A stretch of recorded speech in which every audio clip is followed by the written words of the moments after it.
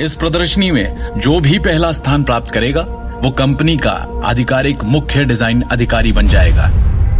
तो विक्रम ने एक छोटा विराम लिया और अपनी निगाहें घुमाई और आगे बढ़ने से पहले तान्या और दर्श की ओर एक चालाक मुस्कान की गोली मार दी। अगर आप मेरे फैसले से असंतुष्ट हैं तो आप बोलने के लिए अपनी ताकत का इस्तेमाल कर सकते हैं। 10 करोड़ का एक ज्वेलरी प्रोजेक्ट? तान्या ने हक्की बक्की होकर पूछा। बिल्कुल नहीं। क्या इस तरह के रिसर्च एंड डेवलपमेंट प्रोजेक्ट को दृष्टि जैसे नौसिखिए को देना बर्बादी के बराबर नहीं होगा? वो अब कंपनी की नई एक्टिंग चीफ डिजाइनर अधिकारी हैं। विक्रम की बातों से पूरे ऑफिस में काफी हंगामा मच गया। मौजूद सभी प्रबंधन कर्मचारी बहुत आश्चर्यचकित थे। वो आपस में ही चर्चा कर रहे थे। सबके अलग अलग भाव थे। उन सभी को ईर्ष्या हो रही थी कि दृष्टि को इतना बड़ा प्रोजेक्ट संभालने का अवसर मिला, लेकिन सामने किसी की भी सीधे चेयरमैन विक्रम टोकस से सवाल करने की हिम्मत नहीं हुई। जैसे कि दर्श कर बैठा था, ज्वेलरी एग्जीबिशन जिसका प्रचार किया जाएगा। दर्श के साथ नजरों का आदान प्रदान करते हुए तान्या ने जरा राहत की सांस ली। चेयरमैन विक्रम, मुझे कोई आपत्ति नहीं है।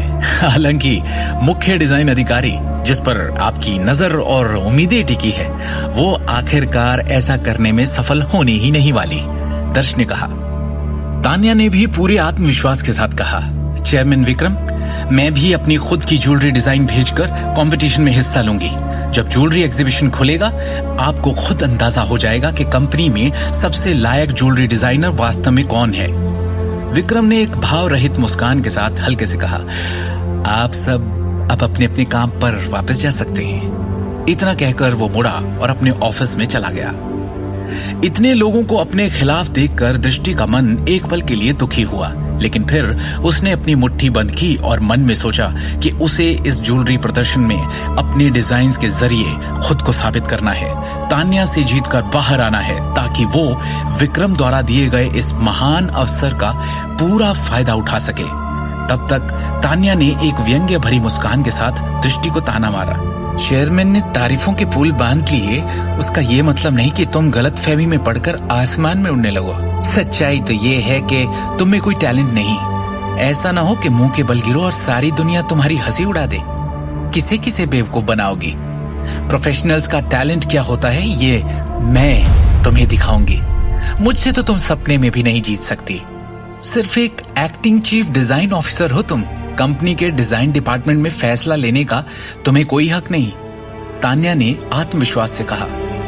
क्योंकि दृष्टि को पहले कभी भी गहनों के डिजाइन में कोई वास्तविक अनुभव नहीं था, वो उससे कैसे तुलना कर सकती थी। मैं निश्चित रूप से तुमसे नहीं हारूंगी। दृष्टि ने अपने होंठों को काटा और उसकी चुनौती स्वीकार कर ली। तो बस रुको और देखती जाओ, तान्या ने उसका मजाक उड़ाते हुए कहा।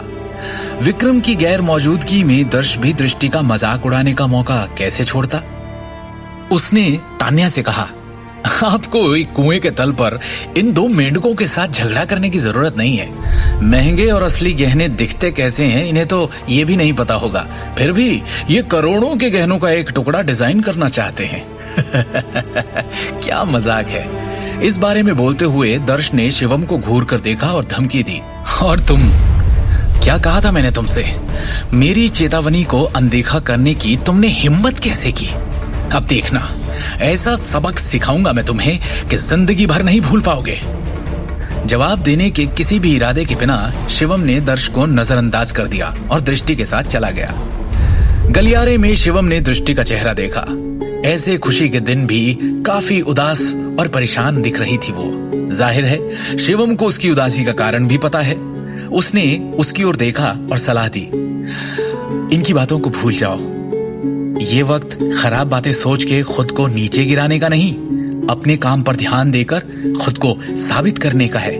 मौके का फायदा उठाओ दृष्टि, तुम कर सकती हो, और मैं भी तो हूं ना तुम्हारे साथ। दृष्टि ने गंभीरता से सिर हिलाया। लिफ्ट जब तक ग्राउंड फ्लोर तक आई, दोनों में और कोई बात नहीं हुई। दृष्टि सोच में डूबी है। किस सोच में, ये शिवम जानता है। नीचे आकर दोनों चुपचाप नारंग ग्रुप की बिल्डिंग से बाहर निकल गए। क्या तान्या और दर्श दृष्टि के आत्मविश्वास को हिला देंगे? आगे की कहानी जानने के लिए देखिए अगला एपिसोड सिर्फ पॉकेट एफएम के यूट्यूब चैनल पर और शिवम द हिडन वॉरियर के सारे एपिसोड्स को सुनने के लिए डिस्क्रिप्शन में दी लिंक से डाउनलोड करें पॉकेट एफएम ऐप।